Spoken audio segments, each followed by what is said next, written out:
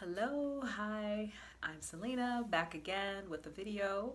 It's been a while since I did my last video, so bear with me.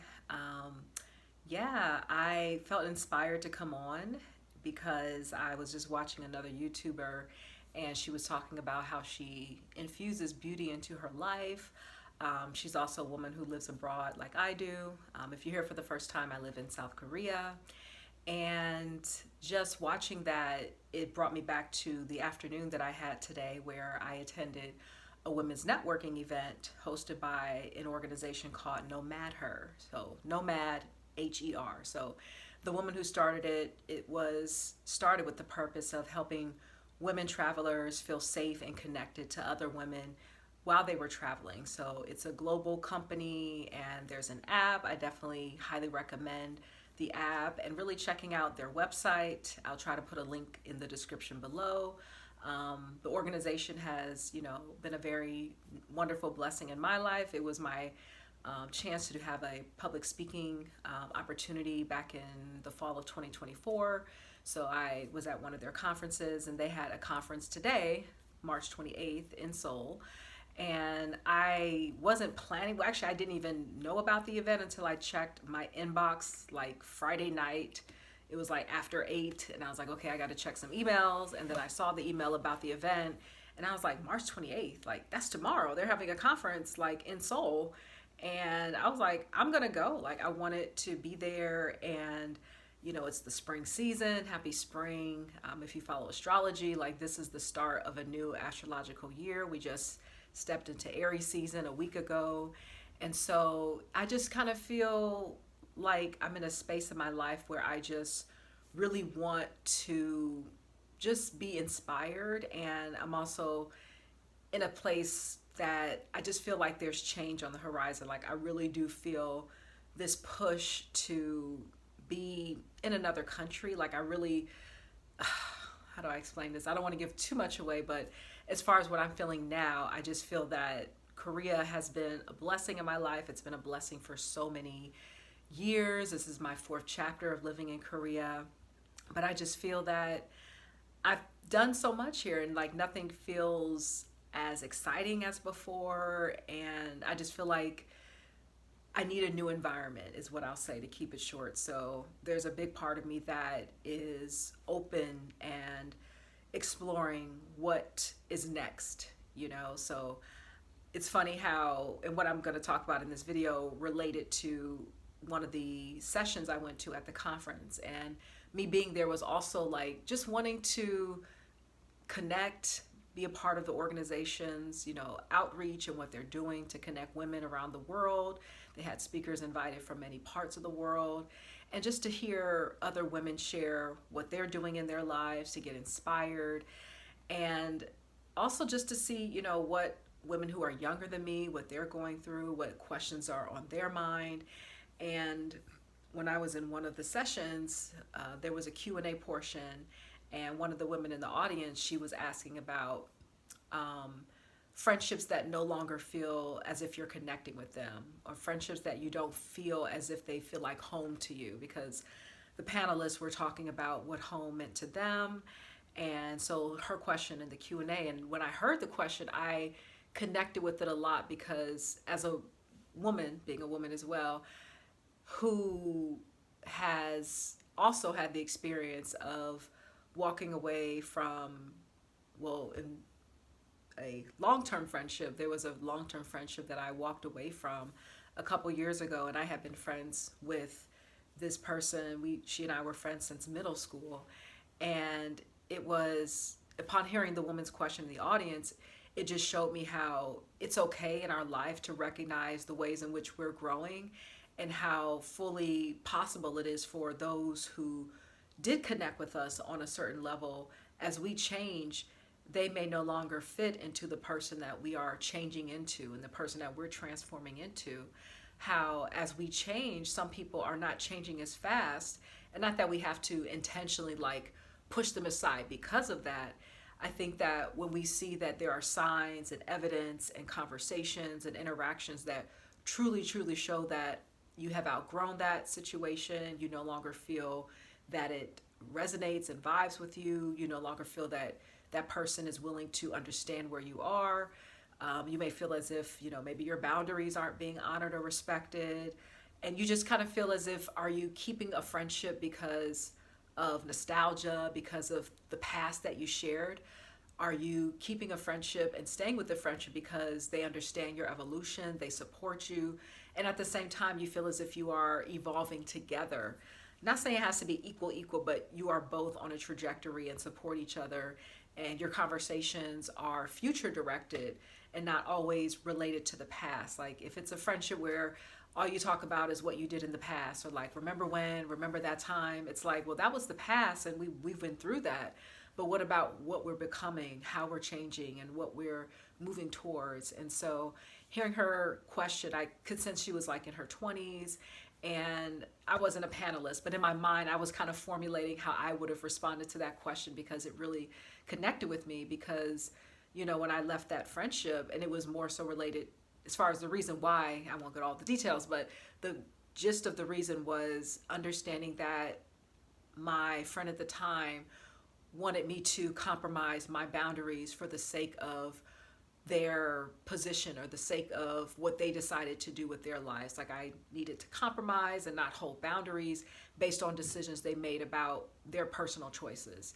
And so when you recognize that and have the willingness to understand what is important to you, and not having the fear of letting something go, because you know that there are billions of people in the world, and no, you don't have to be friends with everybody, but just recognizing that it's like the glass is half full and not half empty, and knowing that it's okay to let someone go when you recognize that, okay, this does not have to be a forever friendship. I recognize that putting myself first and choosing my own self-love, my own sense of safety, my own sense of security is more important in this dynamic. So what I would have told that young woman, I would have said that it's completely okay to recognize and honor the changes that you're making, and to be comfortable with who you are becoming, but also recognizing too that as you change, that people who have been in your life before, as we grow and change, a lot of these people may not be able to continue on with the journey with us. And that's okay. And there's a lot of evidence from many people in our society who've also talked about that as well. There are celebrities who've mentioned that they've had to let go of connections and friendships that no longer support the change and the path and direction that they're on. Because why should you compromise for someone else's actions? Why should you stay in a dynamic just for the sake of fear, or the sake of feeling as if, well, who am I without this person in my life? And we don't embed our identity in that other person. When we recognize that it is okay to walk away, that it is okay to know, like, it's not personal, but it's about also recognizing what is best for me, and to not ignoring the past and the joy that you shared at that time, but knowing that how much do I value my future, my purpose, my mission?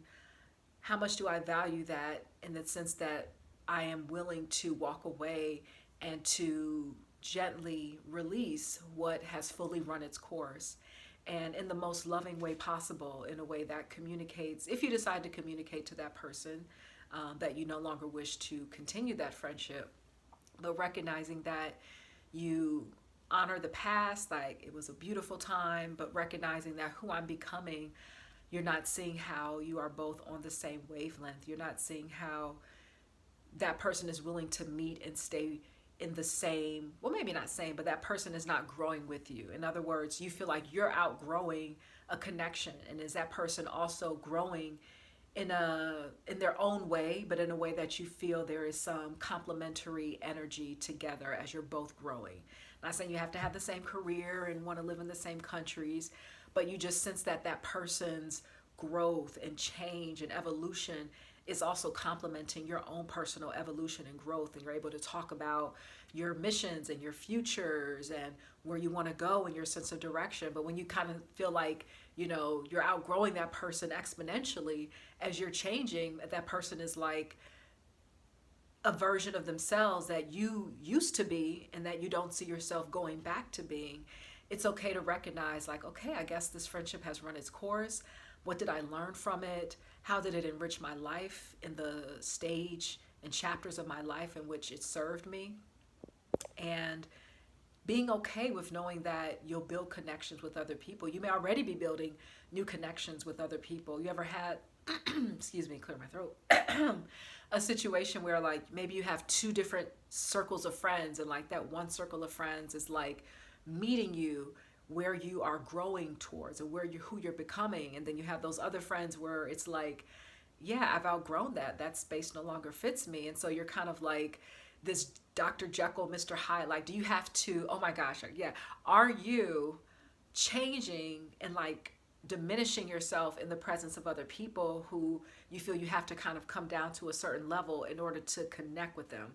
That's a sign that the connection, the relationship, the friendship has outgrown, you've outgrown it, and it's no longer serving your life. And being okay to say like, wow, I've really grown. And that's a beautiful thing. So I'm glad she asked that question, because it just helped me reflect on my own growth. And, it felt kind of scary because she was someone I considered my best friend. And now I'm in a phase of my life where I don't technically have a best friend. Not that I'm not open to it, but I'm just trying to also be my own best friend. And I recognize being first and foremost your own best friend is so important, because you are wherever you are. Like, no matter where you go, there you are. And I'm trying to be a best friend to myself, while also still being open to inviting those connections, but also not forcing them at the same time. There's one thing, I mean, I could be dating I don't know, but I'll be turning 40 this summer, and I may have been a late comer to Instagram. I didn't get on Instagram till like 2021, and I still have my account, but I don't really post on it. Like, ever since this year started, I don't feel any inclination to really want to post on Instagram.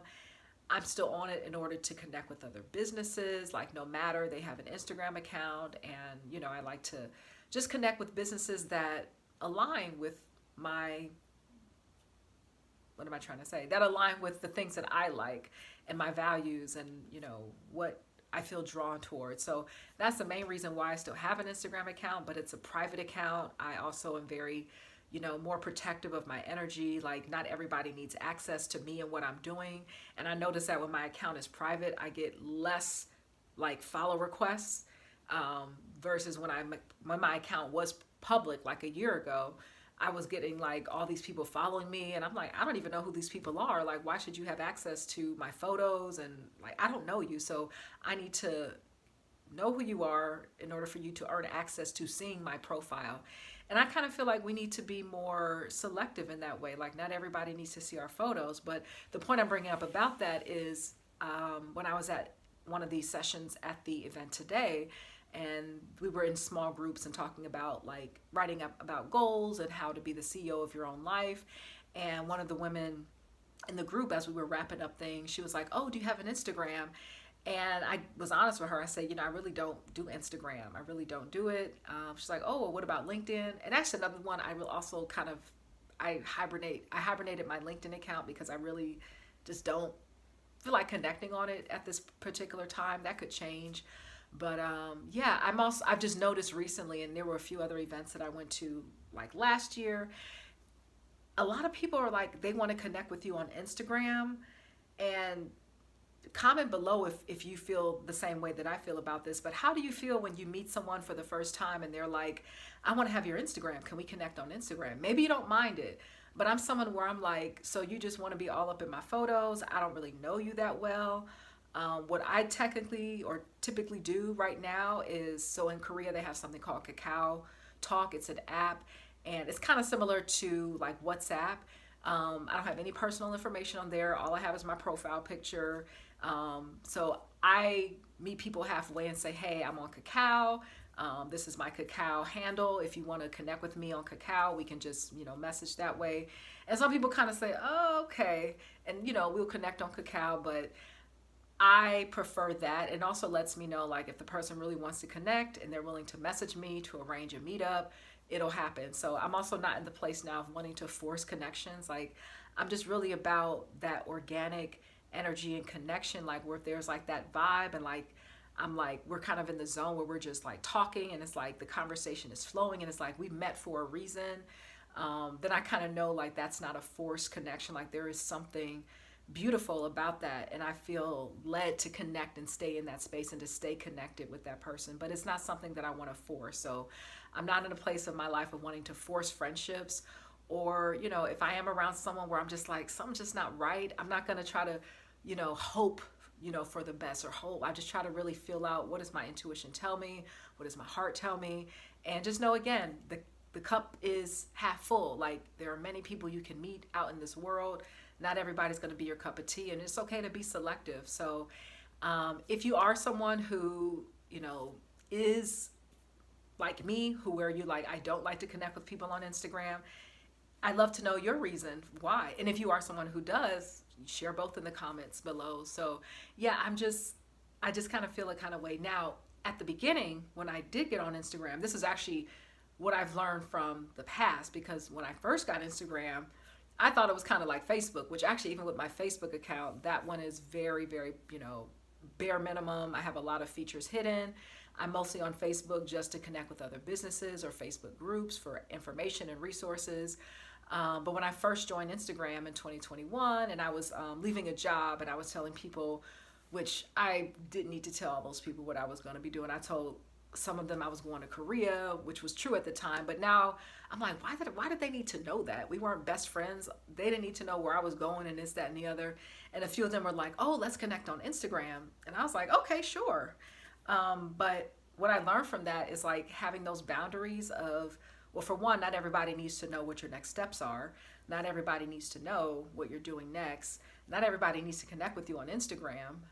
So I learned from that experience, because as a result of that, I recognized I was leaving myself open for people to just have too much access to me, people who I didn't really know that well in that particular regard. So, for me to say all this, and I'm on YouTube, I mean, I'm trying to be also selective about what I share. So what I have shared are things that I do feel comfortable sharing. So anything that I am revealing or sharing, these are things that sit well with me. So there's obviously more that I could say, but this is what I feel comfortable sharing, and that feels okay with me and comfortable.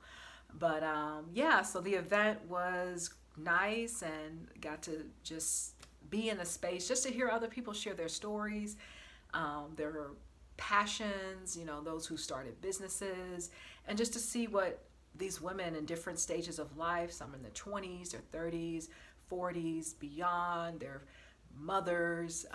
It's just great to just see how the common thread of women who have this international and global experience, whether whether they are digital nomads, or one of the women on the panel, she works for the British consul in South Korea, but she used to work in China. So she's been stationed in different countries over the course of her career. So that was beautiful to share. But being there, I just felt inspired to jump on camera, especially after watching the other YouTuber. So I feel like I should come on here more often, because, there are things that need to be said that might help you and inspire you.